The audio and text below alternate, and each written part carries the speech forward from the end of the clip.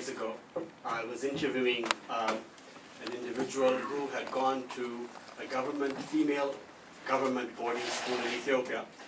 And she told me that when she was a student at the boarding school for those of you who know is the Yemane school, when she was a boarder there, she and her friend would wake up at night because there was this employee who worked there who used to scream in the nighttime. They were all afraid of this older woman who was sort of like a warden who she took care of them. And she lived in the attic. So whenever they crossed this woman's bedroom, they were terrified. And it was rumored at school that she had essentially a relationship with the devil, and that's why she was screaming.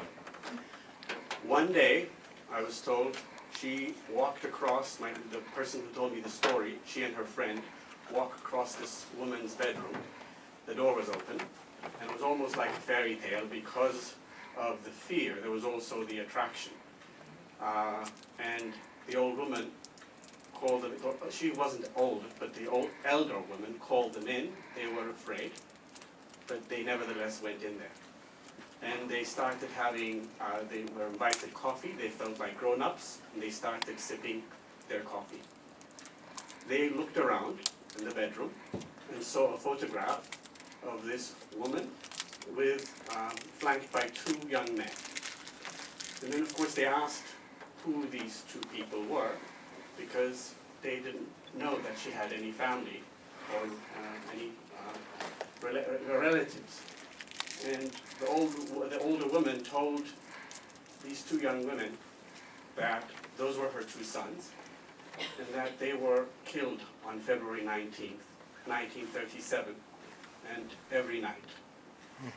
Because they were killed in front of her, every night she would remember what happened in front of her own eyes. And this was in the 1960s. What I'm going to present, I don't have much to add. What I'm going to present are a series of interviews that I did for a documentary series. My documentary series focuses, as was said earlier, in the imperial era between 1930 and 1975.